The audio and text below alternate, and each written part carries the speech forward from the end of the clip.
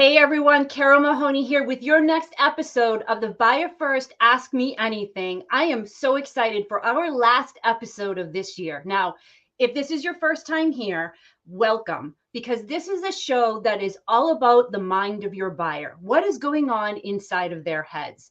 Now, we started this series earlier in the year talking about what are the best practices and questions that you have of how to be a buyer first seller or leader or manager. But we flipped it a little bit later this year because I realized that we have all of these people on LinkedIn complaining about their horrible buying experiences and salespeople who just don't seem to get it. And I thought, we need to get the voice of the buyer first and foremost and front and center so that sellers can understand how what they're doing is either helping or hindering their buyers from being able to make decisions. Now, I am so excited to have Tiffany Lyman Otten with us today. She is the CMO for Space Milk, which you have to tell us about a little bit about I that. definitely will.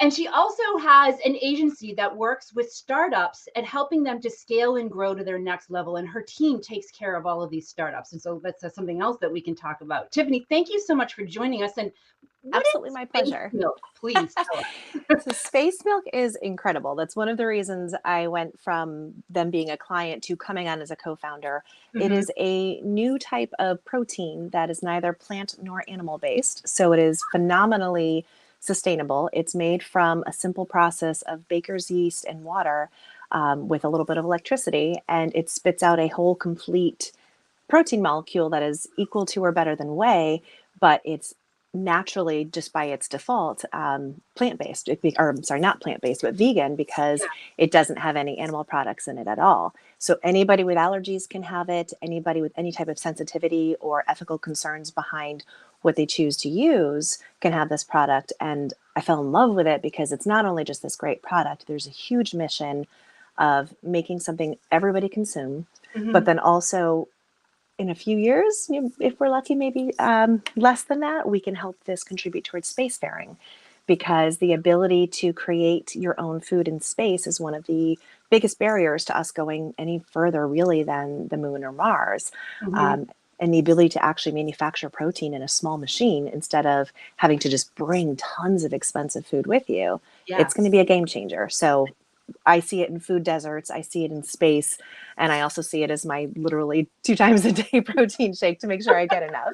So it's you can see why I fell in love with it for sure. Yeah, totally. And now I understand why Space Milk. That makes sense. Yeah.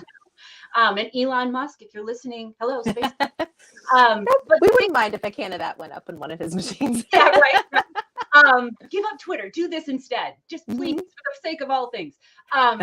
So just on a side note on that, what I find really interesting, so I'm an like sort of closeted, maybe not so closet environmentalist. So I've started going vegetarian and vegan because it is one of the biggest impacts we can make as individuals for a sustainable environment. And so this, like, wow. Even better. Yeah. Think of all the land you need for a soy farm, because soy is the only real complete vegan protein. The rest, it's like if it says it gives you 30 grams of protein, it doesn't really, because it only goes to the least common denominator of the complete amino acids. Right. So imagine all of the farmland that is used to do this, and now just putting it inside a building with a machine with the most renewable. I mean, yeast grows like crazy, and the water is fully recyclable, no fertilizers, so no GMO. It's good stuff. and correct me if I'm wrong, but isn't this also how the ancient Egyptians fed themselves? Was through different yeast proteins that they would make inside of like this kind of a yeast brewery drink or shake that they would make. And that was how they fed the masses. You know, I actually did not know that. I bet you our founder did, because he used to brew his own beers and things like that. So he's very familiar with the fermentation process. So that was why he saw this opportunity and jumped on it. So I'll have to ask him about that. Yeah, ask him that, because my husband also does home brewing, and that's the only reason I know that. That makes sense. Yeah, exactly. So now I imagine that both in your work with startups in your agency and also now as the CMO for Space Milk, that you have to make a lot of buying decisions for them or on behalf of them. So let's talk a little bit about that, because I think that's one of the things that a lot of sellers don't take into account is the role of the influencer who's going to pass along a recommendation to someone. Bingo. And of course, it's important that as salespeople, we talk to decision makers, but you cannot rule out the fact that there are going to be multiple people involved in any decision. And usually the first person that they come in contact with, who's the one who's going to be disseminating the information to everyone else, right? Right. So when you have to make a decision, whether it is for Space Milk as a CMO or as a fractional CMO for your agency clients, what is the process that you use to start deciding how you're going to make a decision? Typically, this is going to start, it depends on if this is something new I've learned about or if it's something that's a core need that we have, because they have two very different buyer journeys to begin with. A great example is there's a partner agency that I work with that introduced me to a new company called Triple Whale for B2C metrics I had never heard of. I didn't even know this was possible. So that is kind of a fast track. Like if I'm learning about something that was a wish I could do and someone's introduced me to that, that sales cycle goes like this. If you can talk to what I need right away, then we're golden. But the typical buyer journey, unless, these revolutionary things are going to be few and far between. The typical buyer journey means we've got an idea or we have a problem. So we start with our specifications list of what we need to solve. And there was a time I sat down here where I would be doing the deep dives, but I don't do that anymore. I'm up driving the strategy, looking across all of these different areas. So I am deeply dependent upon my team to make these recommendations. And this is, I think, one of the number one areas where when sellers come at me because I have the C in the title, they're like, oh, let me give you all this detail. And I read 3 sentences. And I'm like, I don't have time for this. Yeah.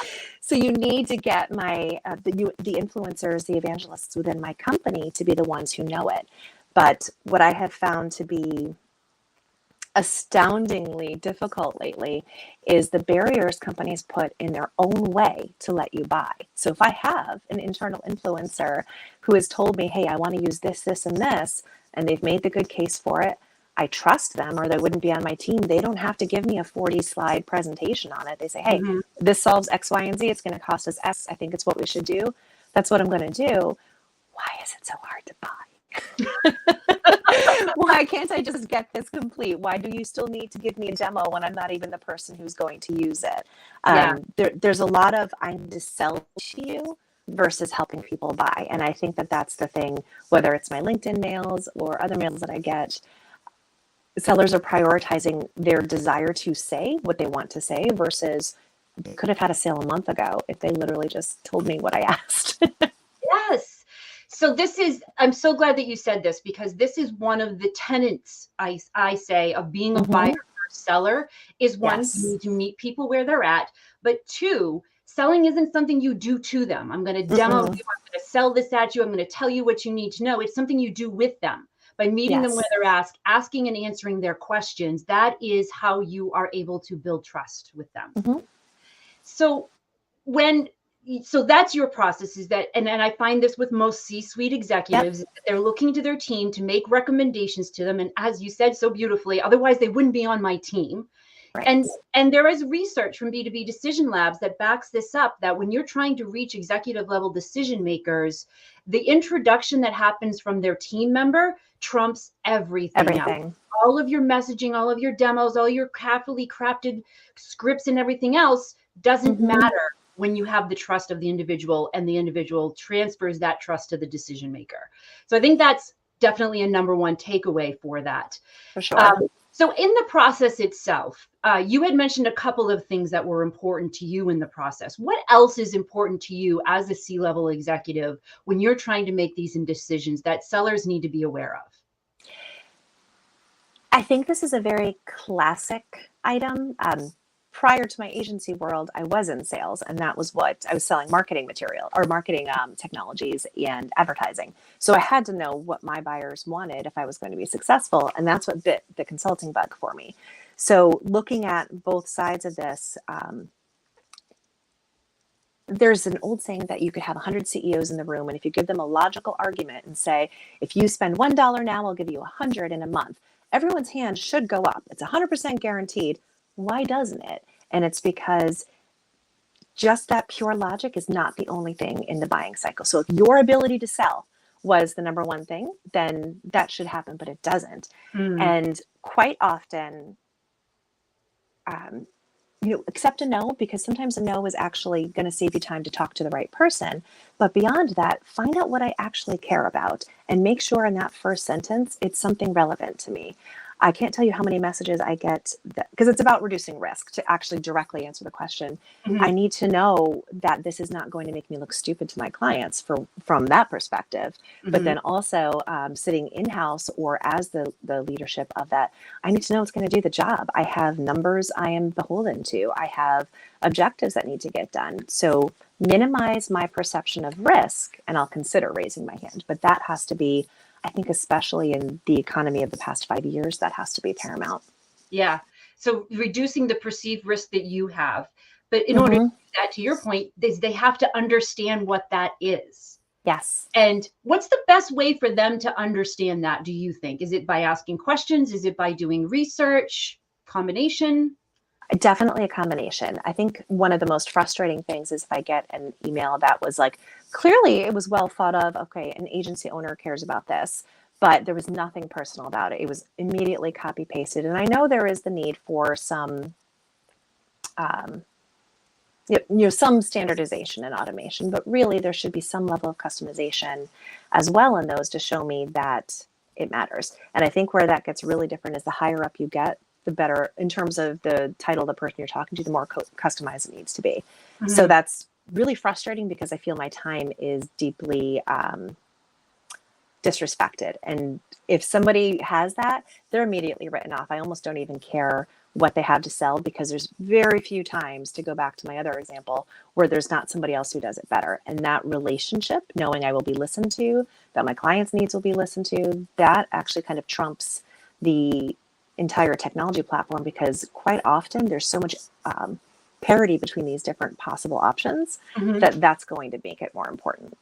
Yeah.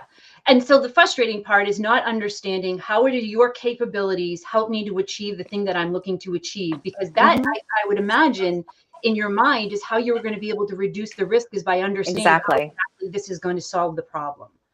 And does it do what you actually say it's going to do? Mm. That is often a surprising thing, because you'll have sometimes these sales reps who say what they have to tell you all the features, and they think they know it all. And then you explain something, they're like, yeah, it should work. You buy it, you install it, and you find out it does not, in fact, solve the problem. Mm. That is terrible. And I do reference, sites like G2 and a few others just to see if that's happened before, because those are red flags. One or two of those is enough to make me turn my head. Yeah. And so I think to the G2 crowd, that's one of the things that I don't know that a lot of companies are paying a lot of attention to is, Mm-hmm. like we talk about Glassdoor when we're hiring and Mm-hmm. G2 crowd, but companies will do NPS score surveys, but they aren't paying Mm-hmm. attention to the stuff that's already out there sometimes. So that's a word to the wise of companies. Especially closed lost analysis, because that's where you'll find those kinds of things. Find somebody who was turned off and figure out why. Yes, exactly. So can you think of a specific example, whether good or bad, of a purchase that you made and how that process went? Now, if it's good, feel free to name the company name and give them kudos. If it was bad, we'll just keep the guilty a little bit anonymous for now. Yes. But is there one that comes to mind recently, and was it good or was it bad? I'll talk about the bad one because I think that it checks so many boxes that it's very educational in that sense. In Okay. this particular case, we had a function and my developer said, so far this looks to be the right one. I haven't used it before, but this looks to be the right one. Mm-hmm. So I said, okay, great. We went onto the website, tried to find some pricing information, could not find it beyond a certain point. That's my first frustration. The Mm-hmm. second thing is because they had it for the beginning part, but not as you got into larger size. The Mm-hmm. second item is being able to communicate that information to who your target market is. So in my case, I only really needed the tip of the iceberg in terms of functions. We'd get to the other stuff maybe someday, Yeah. but that is the mismatch between I need to tell you everything my product does and addressing my need. So we went through all of this. I just wanted to get pricing. You can't get pricing without a demo. I think I might have alluded to that before. Mm-hmm. And so I kept getting these emails from all these different reps to set up a demo. And I finally replied to one. I'm like, I don't give a crap about your demo. I just want to know what this costs so I can put it in my budget. And then we had the sales call where she gave us information that actually was a deal stopper for us, but it seemed so strange that I didn't actually believe it. And we reached out to support instead and found out it wasn't true. And even though the support's answer removed that blocker, the lack of trust in, does the company actually know what it is? I still didn't know what to buy by the time this process had completed because there were so many possible configurations. The buying process was so frustrating. I just told the developer to find another one because I wasn't willing to work with a company that makes doing business with them that difficult. Now, if we compare that to Triple Whale, which I'm installing for a client, I'm naming them because it was a good experience. Yep. I know that they do, now that I'm deeper into the process and more amenable to hearing the extra features, I know they do a lot of different things. There was one thing I wanted they didn't have that's on their roadmap, but because it does everything and my time was so respected in this journey, it's a given. It does things that no one else can do. He focused exclusively on my questions to start off. He asked me what was a priority, and we looked at those things first and then said, there's a few other things that might be future state if you want to hear about them. It was a very respectful way to get that information, but completely reducing my risk along the way, making sure it matched piece by piece as we went with what we were talking about. Yeah. So what I'm hearing is that, and I've seen some of the studies and talked with others, and this is the part, and this is the reason why I do these shows. Your buying experience determined whether or not you became a customer because of 100% built or destroyed in the process. 100%, yes. Wow. And this is also where, like when you had said in the beginning, why do companies make it so difficult to buy from us? And companies spend billions of dollars every year on sales training and development and not even realizing that they're the ones creating the problems. They talk themselves out of sales all the time. Yes. And if they could just remove some of these barriers, no matter what's going on in the economy, if you as a seller can reduce the risk and not feature dump, not just, I think that the reason that they tell you everything is because they don't really know what's important to you. And so that they're just throwing everything, hoping something's going to stick. There's actually even, there was a third experience when you talk about that. I think people are afraid to not say more. And the example I want to give you on that is there was a founder salesperson. So it's a startup, the founder's making the sales, and sometimes that's great. Sometimes it's not. And so we had the demo. I was cognizant of the fact that this person is not a natural salesperson. And I do have a habit to try to pick it apart given my background. But I was like, fine. This is not his thing, but he's sincere. And halfway through, I said, listen, this is all really interesting, but these are the 5 things I need to know whether or not I can put this in with one of my clients. And so we talked about it a little bit, and I said, okay, can you send me the data on this? Because I need to see how it actually works.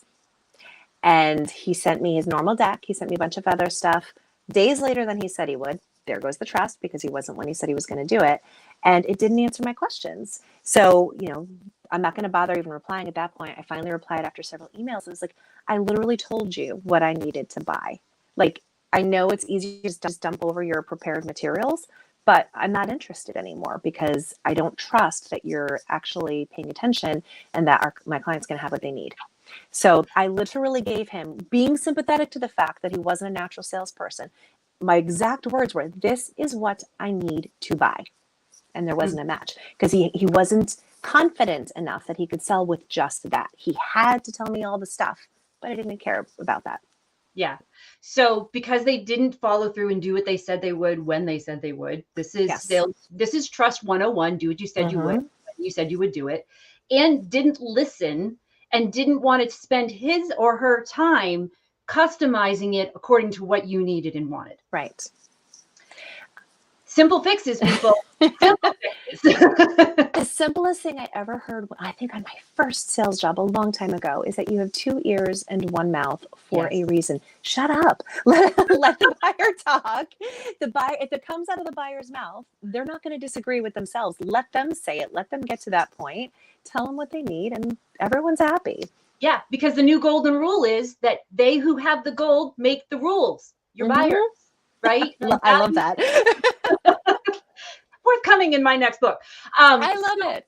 Yeah, and that is the thing that I think that companies and sales organizations and even founders who are trying to sell are still not completely comprehending is that what you think, this is why this shirt exists, people, not about what you want, right? Just like upside Right. down for the reminder, right?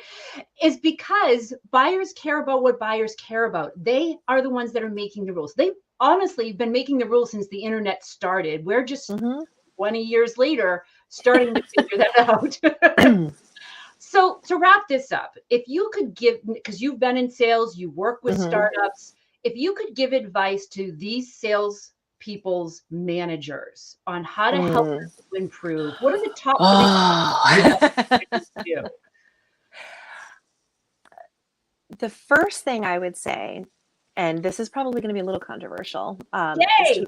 to abandon the vanity metrics, because number of dials, number of this, number of that, that make you feel comfortable, like a warm blanket, like, yes, we're doing these things.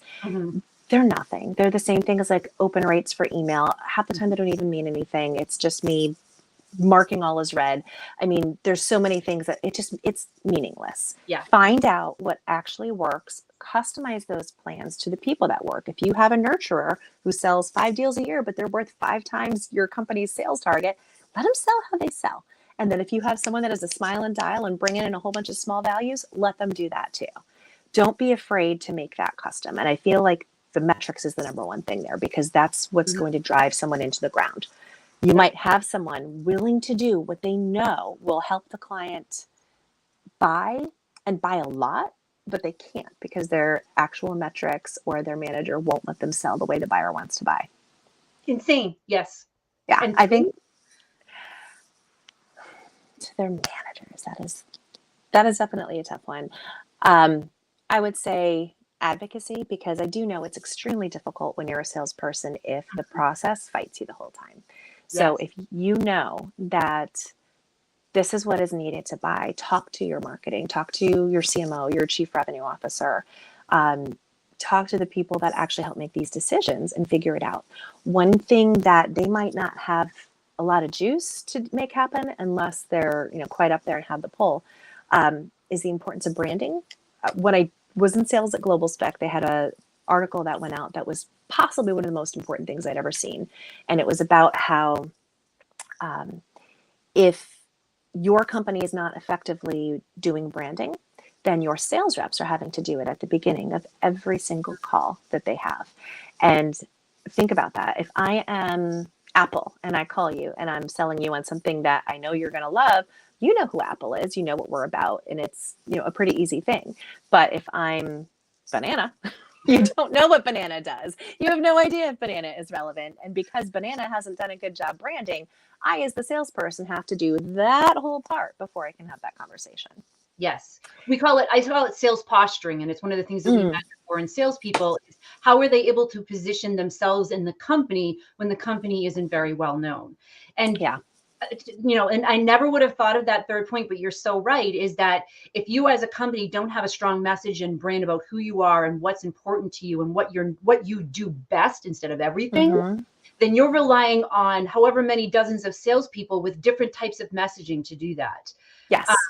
So they need to figure out, when they're talking to someone, they need to figure out, are they, are they accomplishing awareness, understanding, or engagement? Because everybody's, regardless of what we call the funnel, it falls into those three. Where is the person you're talking to? And that's where you have to start, even if it's not where you want to start. Right. So number one, which is the vanity metrics. I love that. I talk with so many sales leaders as to, what metrics should I be looking at? And it's all activity based, which in certain respects is what I call a lagging indicator, because it's either happened or it hasn't happened, and you don't know until after the fact whether it has. Yes. And it's not something that necessarily means that you're going to actually get the deal. Whereas leading indicators, things like I look at talk time on calls, number of questions asked, buyer engagement on the call, response times, open rates in sense of follow-up. Are they actually opening your emails? These are all leading indicators that tell us whether this is an actual quality conversation that's going to move forward, and impacts your lagging indicators. I also love that too, because sellers, a lot of times the behaviors that they adopt is because they're under the pressure to meet their activity metrics. I need to Oh, send out 100 absolutely. emails and 50 calls, and I don't have time to customize all of those to make it relevant to my buyer. So I'm just going to spray and pray. That is exactly, I've done it. Yeah. I would have hours of talk time, but because I actually had a successful day talking to people, I'm like, shit, I'm 20 calls less than what I need to do. And you call get my mom real reprimanded. quick. Yeah, yeah. And so you have to, and so again, this is how companies create the problems that Yes. salespeople are struggling with. Mm-hmm. And then to your second point, like the advocacy side of things, as sales managers, they have the toughest jobs, really, because Agreed. they're trying to be the buffer between their sellers and all of the demands that are coming down the pike.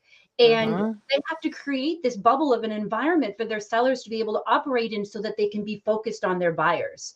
Yes. Unfortunately, what most managers do is as the pressure comes down to them, it continues to travel. You know, that saying, what's it and called? You see it. It rolls downhill. Yeah. Yeah, exactly. Such great points, Tiffany. Thank you so much. What's the best way if people wanted to reach out and ask you some questions for them to get a hold of you? I think LinkedIn's probably the easiest one because given the nature of my role, my email box is where things go to die. So after I clear my 300 unread emails every morning, I might see the things that I care about, but LinkedIn's probably best. Yes. So if you are, and if you're going to sell me something, do not waste my time. I was just going to say that because now she has told you exactly what it is that she cares about. And so if you're a seller and you think that Tiffany is going to be your buyer, my best advice to you is to follow her advice. Otherwise, I will hear about it. And then, oh, yes, stuff's gonna exactly.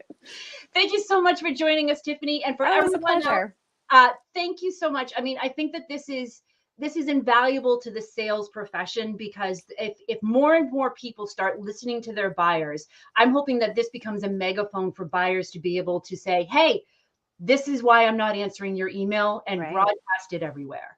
So thank you. I'm so glad you're doing this. On behalf of every buyer out there, thank you. Send them my way because we could probably do this every single day. Oh, sure. So for those of you who are listening in later, please join us for our next Ask Me Anything, Buyer First. It's going to be happening the third Tuesday of every month until we start getting some more guests coming in. We might start doing this every week. And if you're a seller listening and you want to know what's going on in the head of your buyer, send me a message. Tell me who your ultimate buyer is, and I'll see if I can find someone in my network to understand what's going on inside your buyer's brains. Until next time, everyone, keep learning, keep sharing out there, and happy holidays. Bye, all. Bye. All right.